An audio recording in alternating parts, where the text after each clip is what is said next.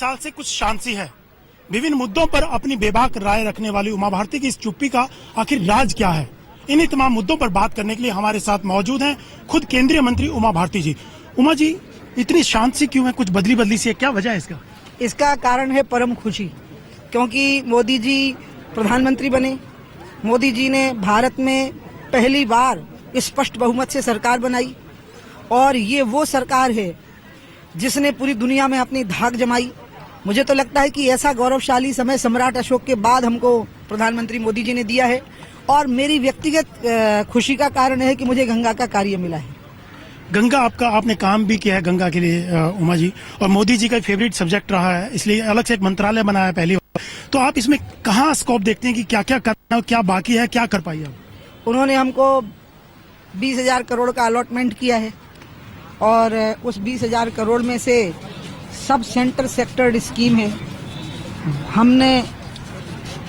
मैंने तय किया है कि उसकी चवन्नी भी अनावश्यक खर्च नहीं होने दूंगी। और मुझे मोदी जी ने बार बार एक ही बात कही है कि गंगा की निर्मलता पर फोकस करो।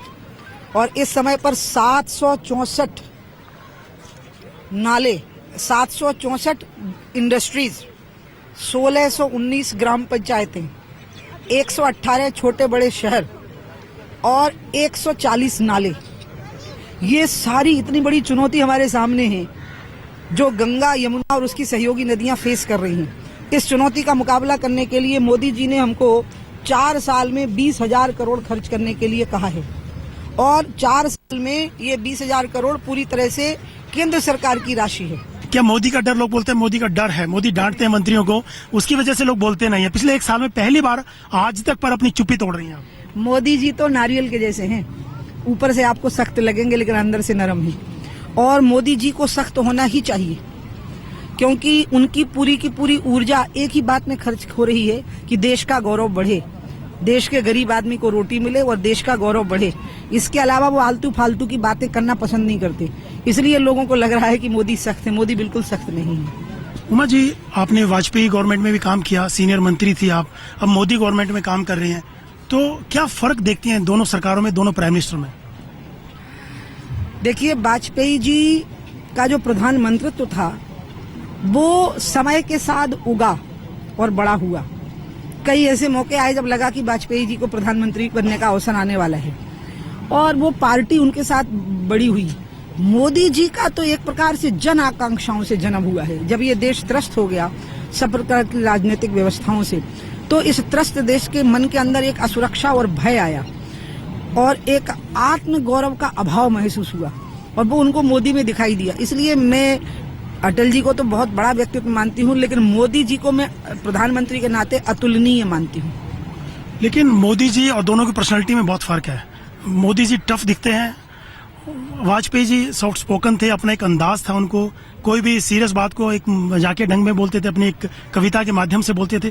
तो दोनों के व्यक्तित्व में अगर देखा जाए तो क्या अंतर आपको लगता है? मुझे लग रहा है कि देश जिन चुनौतियों का सामना कर रहा है इसमें अभी एक सख्त प्रशासक की जरूरत है और वो सारे गुण मोदी जी के अंदर मौजूद हैं। इसलिए मोदी जी, मैंने आपको पहले ही कहा कि ऊपर से सख्त और अंदर से नरम व्यक्ति हैं, लेकिन वो जिस प्रकार के हैं आज वक्त की आवश्यकता यही है और उसी के अनुरूप उन्होंने अपने आप को ढाला हुआ है। उनकी ऊर्जा अपने आप में समाहित है, जिस चीज के लिए जितनी जरूरत होती है वो उतना समय देते हैं, बस अनावश्यक बातें नहीं करते। वाजपेयी साहब के साथ काम करना आसान था या नरेंद्र मोदी के साथ? मुझे तो जो गंगा का कार्य मिला है ये तो 1000 जन्मों के पुण्य का फल है।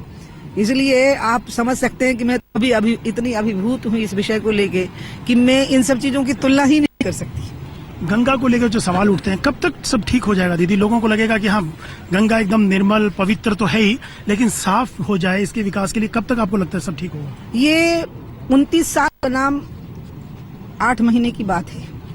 गंगा मेरे पास आए हुए 8 महीने हुए हैं और 29 सालों में जो प्रयास हुए लगातार, राजीव गांधी जी के समय पे, फिर अटल जी के समय पे और फिर मनमोहन सिंह जी के समय पर, उस सब के जो परिणाम हैं उससे हमने एक सबक सीखा है कि जल्दबाजी नहीं करना है, जो करना है समग्रता के साथ करना, होलसमनेस के साथ करना है। अभी तक गंगा पे किए गए कार्य इसलिए भी फेल हुए, हम उनका आकलन कर रहे हैं कि हम फेल क्यों हो गए। लगभग 4-5 हजार करोड़ रुपया खर्च हो चुका है इन 29 सालों में और अब हमको 4 साल में 20,000 करोड़ खर्च करना है। और ये पूरी तरह से केंद्र की राशि है, यानी हमें राज्य सरकार से इसमें आंशिक राशि नहीं चाहिए। ऐसी स्थिति में हमें यही सबक सीखना है कि पिछले समय के कार्यक्रम अपना परिणाम क्यों नहीं दिखा पाए, और इस चीज को समझने के लिए आपको हमारी सरकार को 2016 अक्टूबर तक का समय देना पड़ेगा। मैंने पूरे मीडिया से अपील की है कि हमको आप निर्मलता का पहला फेज दिखाने के लिए, गंगा और यमुना और उसकी सहयोगी नदियों का निर्मलता का पहला फेज दिखाने के लिए मैंने 2 साल मांगे हैं। यमुना को लेके भी कोई प्रपोजल ऐसा कहा जा रहा है कि नरेंद्र मोदी चाहते हैं कि यमुना को लेके भी कुछ कार्य किया जाए? यमुना को लेके भी प्रयास हुए थे। जब गैप 1 और गैप 2 हुए तो यमुना एक्शन, जैसे गंगा एक्शन प्लान हुआ तो यमुना एक्शन प्लान भी हुआ, और जो हाल गंगा एक्शन प्लान 1, 2, 3 का हुआ वही हाल यमुना एक्शन प्लान का हुआ।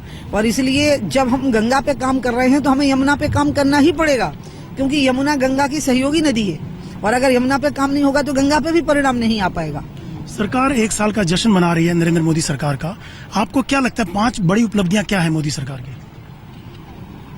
मेरे को तो ऐसे गिनती करना बहुत मुश्किल पड़ता है। आप पत्रकारों के इस टाइप के टिपिकल क्वेश्चंस के टिपिकल जवाब में नहीं दे पाती हूँ।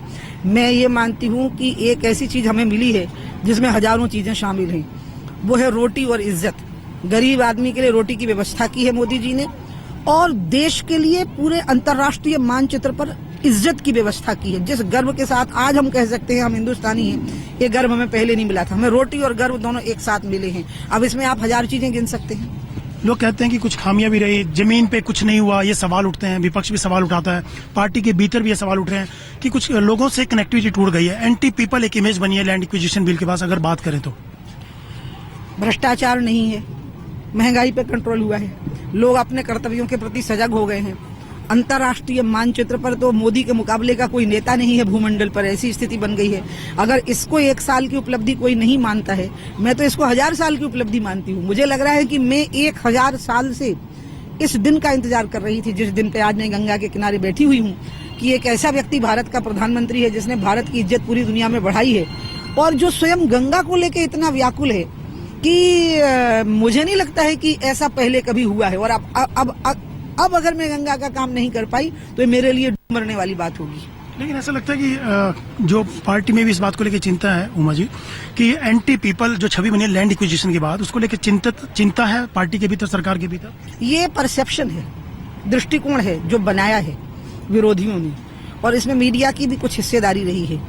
क्योंकि एक बात कोई क्यों नहीं पकड़ रहा है कि लैंड एक्विजिशन जो है ये राज्य सरकार के विवेक पर छोड़ दिया गया है। अगर कोई राज्य सरकार कहेगी कि हमें इसको नहीं मानना, हम इसका नहीं पालन करेंगे, तो उस राज्य सरकार के ऊपर दबाव नहीं है कि वो उसका पालन करे। तो मुझे ये समझ में नहीं आ रहा है कि लालू हो, मुलायम हो, नीतीश हो, जो भी लोग विरोध कर रहे हैं, सोनिया जी हो, जहां कांग्रेस की सरकारें हों, वहां मना कर दें कि हम इसको लागू नहीं करेंगे। जब ये स्वतंत्रता दी गई है कि ये मजबूरी नहीं है कि आप इसको लागू करें, तो इसमें तो सारी चीजें समाहित हैं। मुझे लगता है कि परसेप्शन इतना खराब कर दिया गया है, जबकि मोदी तो है ही किसानों के हितैषी। गुजरात में जो तरक्की हुई है खेती की, वैसी तो कोई कर नहीं सका जैसे मोदी के समय पर हुई है। इससे कांग्रेस को फायदा हुआ। लोग कहते हैं कि जो कांग्रेस बिल्कुल खत्म हो चुकी थी, राहुल गांधी ने इस मुद्दे को उठा करके दोबारा से कांग्रेस को मोटिवेट किया है। जहां जहां चरण पड़े राहुल के तहाँ तहाँ बंटा ढार। आप पता लगाइएगा, उत्तर प्रदेश में विधानसभा चुनाव के समय पर वो जहां जहां गए वहां पर डिपॉजिट चला गया उनके उम्मीदवारों का। राहुल तो अपनी टीआरपी बढ़ाने के लिए मोदी जी का विरोध कर रहे हैं ताकि वो चर्चाओं में बने रहें, नहीं तो वो तो चर्चा में भी नहीं रहेंगे।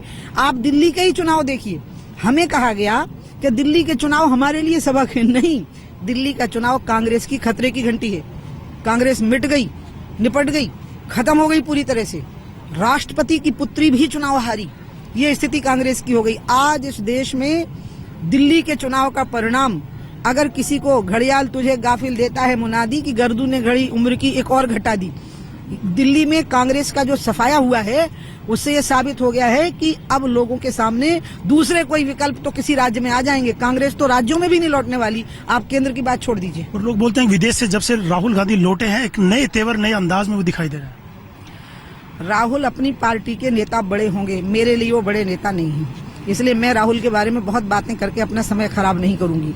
बाकी राहुल, मैंने आपको पहले ही कहा कि मोदी क्या विरोध करने की भी एक टीआरपी है, मोदी के समर्थन की अगर एक टीआरपी है। मैंने राहुल का और अरविंद केजरीवाल का दोनों का देखा, उनको हर जगह मोदी दिखते हैं। कोई कहीं कुछ भी बोले उनको मोदी ही दिखते हैं, क्योंकि उनको लग रहा है कि उनकी अपनी खुद की कोई टीआरपी ही नहीं है। उनकी जो भी टीआरपी होएगी वो तब होएगी जब वो मोदी के बारे में बोले। उमा जी, जहां तक आप विरोधियों की बात कर रहे हैं कि राहुल गांधी टीआरपी के लिए कर रहे हैं, केजरीवाल मोदी दिखते हैं उनको विरोध करने के लिए कर रहे हैं, तो अपने भी तो विरोध कर रहे हैं। अरुण शौरी जो कि वाजपेयी गवर्नमेंट में मंत्री थे, आप लोगों के नजदीकी सहयोगी रहे हैं, उन्होंने भी कहा कि मोदी की आर्थिक नीतियां ठीक दिशा में नहीं चल रही हैं। सवाल उठाया उन्होंने, 3 मूर्ति पूरे पार्टी और सरकार पर कब्जा किए हुए हैं, नरेंद्र मोदी, अरुण जेटली और अमित शाह। आप इत्तेफाक रखती हैं उनकी बात से?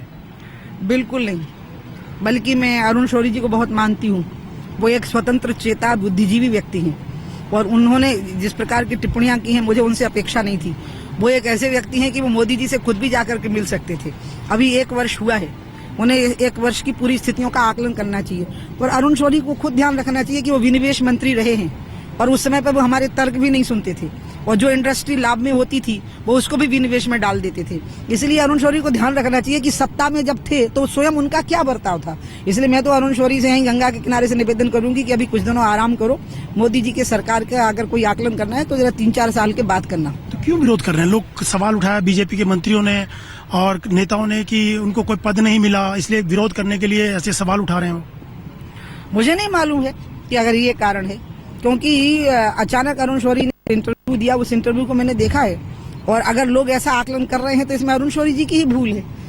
अगर उन्होंने ऐसा मौका दे दिया है और लोग अगर ऐसा सोच रहे हैं तो हो सकता है वो बात सही हो। और मैं आज भी अरुण शौरी को कहूंगी कि आप जैसे बुद्धिमान व्यक्ति को स्वयं मोदी जी को फोन करके उनके पास पहुंचना चाहिए, उनकी गलती बतानी चाहिए। अगर आपको गलती दिख रही है, उसकी सार्वजनिक चर्चा करने से आपको क्या लाभ हुआ? एक और व्यक्ति है, आपके लिए बहुत सम्मानित है, गोविंदाचार्य जी। उन्होंने भी सवाल उठाया कि 1 साल में सरकार ने कुछ नहीं किया, असफल रही है, क्योंकि गोविंदाचार्य बीजेपी में रहे हैं, बहुत माने जाते रहे हैं। तो उनके बारे में आपको लगता है कि गोविंदाचार्य जी का ये सवाल उठाना कितना मायने रखता है?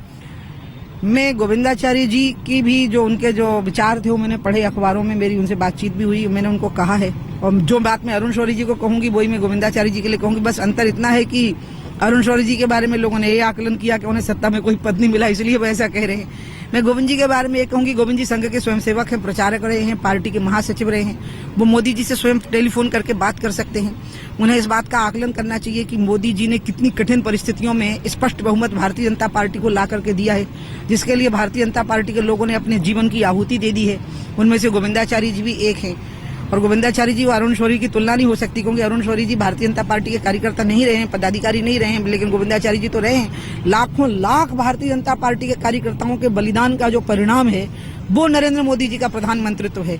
और इसलिए मैं तो गोविंद जी को भी यही कहूंगी कि आपको जो कहना है आप मोदी जी को फोन करिए, वो तो सबका सम्मान करते हैं, वहां जाइए, उनको बताइए। सार्वजनिक रूप से चर्चा करने से कोई परिणाम नहीं निकलने वाले हैं, बल्कि स्थितियां बेतुकी ही बनेगी। तो गोविंद जी क्यों विरोध कर रहे हैं? मुझे क्या मालूम गोविंद जी क्यों। आप एक गोविंद जी का इंटरव्यू कर लीजिए और अरुण शौरी का भी एक इंटरव्यू कर लीजिए। मैं उनकी तरफ से नहीं बोल रही, उनकी मैं दोनों की प्रवक्ता नहीं बनूंगी। उमा जी, एक सवाल ये उठता है कि जहां आप नरेंद्र मोदी की इतनी तारीफ कर रही हैं कि वो किसानों के हितैषी हैं, एक छोटे परिवार से आए हैं, स्ट्रगल किया है, सूट बूट को लेकर भी आरोप लगे कि उन्होंने सबसे महंगा सूट पहना, सूट बूट की सरकार ये कहा जाता है, पूंजीपतियों की सरकार के आरोप लगे। आपको लगता है कि कितना सच है इस पूरे मामले में? मुझे इस बात का बहुत दुख रहेगा कि 2 बातें राहुल ने कही कि ये सूट बूट की सरकार है। तो राहुल क्या चाहते हैं कि सब भिखमंगे रहें, ढंग के कपड़े ना पहने, ताकि उन लोगों की राजनीति चलती रहे। उनकी दादी ने नारा लगाया था ना, गरीबी हटाओ का। मुझे लगता है वो देश को गरीब बनाए रखना चाहते हैं, देश के लोगों को फटे चिथड़ों में देखना चाहते हैं, क्योंकि ये सामंतवादी सोच है। हमारे यहाँ बुंदेलखंड में जो पुराने सामंत होते थे वो दूसरों के घर में चूना और सीमेंट नहीं लगने देते थे, क्योंकि वो कहते थे वो सिर्फ राजा के घर में ही लगना चाहिए। मुझे लगता है राहुल गांधी परिवार अभी भी सामंतीवाद सोच से बाहर नहीं निकला। ये अपने आप को देश का राजा समझते हैं और ये सोचते हैं कि अच्छे कपड़े पहनने का अधिकार सिर्फ सीमित वर्ग का ही होना चाहिए। गरीब वर्गों से जो निकला है, जो चाय बेच के प्रधानमंत्री बना है, उसको अच्छी तरह से रहने का अधिकार नहीं। मैं राहुल से एक सवाल करूंगी कि चोर खाली सूट बूट में ही आता है, कई बार खादी के कपड़े पहन भी चोर आता है। आप लोगों को बढ़ाया लाल कृष्ण अडवाणी, क्यों उनको अलग थलग कर दिया पार्टी ने? उनको कोई पूछने वाला नहीं है पार्टी में। उनका बहुत सम्मान है, उनको बिल्कुल अलग थलग नहीं किया गया और उनके लिए तो खुशी का, चरम खुशी का क्षण है कि उनके द्वारा लगाया गया पौधा एक विशाल वट वृक्ष का रूप धारण कर चुका है। आज मोदी जी प्रधानमंत्री हैं, पूरी दुनिया में मोदी जी की धाक है। मुझे लगता है कि अडवाणी जी के लिए चरम खुशी का क्षण है। अडवाणी जी नाराज हैं और उनको अलग थलग कर दिया गया है। ये सब बातें इसलिए कही जाती हैं क्योंकि और कोई चीज मिल ही नहीं रही। 1 साल सरकार सुख से निकल गई, भी कोई भ्रष्टाचार का आरोप नहीं लग पाया, तो इसलिए लोगों को लग रहा है और कुछ नहीं मिले तो चलो यही बातें करो, कुछ ना कुछ नेगेटिव बातें होनी चाहिए। लेकिन अडवाणी जी की स्थिति के लिए कौन जिम्मेवार है, खुद अडवाणी या पार्टी के नेता? किस स्थिति के लिए? जो अकेले आज उनके पास लोग घूमते थे, मिलते थे, आज अकेले वो दिखाई देते हैं पार्लियामेंट में। अकेले उनकी वो स्थिति है कि पार्लियामेंट्री बोर्ड से उनको बाहर कर दिया गया, कोई पूछने वाला नहीं, उनसे एसोसिएट नहीं करना चाहता कोई। संगठन में उनका क्या स्थान है और क्या नहीं है, इसके बारे में जो फैसला करते हैं वो संगठन के लोग करते हैं। बाकी अडवाणी जी के प्रति ना तो पार्टी के कार्यकर्ताओं में सम्मान की कमी है और ना नरेंद्र मोदी जी के मन में सम्मान की कोई कमी है, और ये तो वो स्थिति है। मुझे लगता है कि गुरु अपने शिष्य से और पिता अपने पुत्र से एक ही अपेक्षा रखता ना कि मुझसे आगे निकल जाए। इस दृष्टि से मुझे लगता है अडवाणी जी के लिए खुशी का समय है। अगर ये सवाल उठता है बार बार कि अडवाणी जी अगर मोदी जी को अनाउंस कर देते उस वक्त खुद से, तो अलग स्थिति होती है। अडवाणी जी राष्ट्रपति के उम्मीदवार भी होते, कहना गया। अब स्थितियां बदल चुकी हैं, आपको लगता है अब अडवाणी पार्टी में रिलेवेंट हो गए? मैं इन बातों का उत्तर नहीं देना चाहूंगी, क्योंकि आप जिन व्यक्ति की बात कर रहे हैं वो मेरे लिए बहुत बड़े हैं, अडवाणी जी।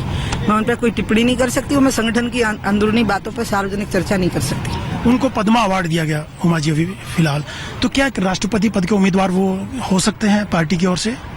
मैं इस विषय का उत्तर देना मेरे अधिकार की परिधि से बाहर है।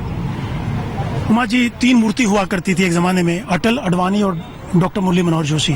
आज भी त्रिमूर्ति है, मोदी, अरुण जेटली और अमित शाह। तो क्या पार्टी में वो 3 मूर्ति और आज की 3 मूर्ति किस ढंग से देखती है? मैं तो इस 3 मूर्ति की कायल हूँ। अमित शाह के जैसी राजनीतिक सूझबूझ रखने वाला भारत की राजनीति में, भाजपा में तो क्या किसी पॉलिटिकल पार्टी में नहीं होगा। अरुण जेटली सबसे अच्छे वित्त मंत्री हैं, मत को स्वीकार करना पड़ता है, और नरेंद्र मोदी जी भारत के सर्वश्रेष्ठ प्रधानमंत्री हैं। मैं तो इस 3 मूर्ति के लिए जान दे सकती हूँ।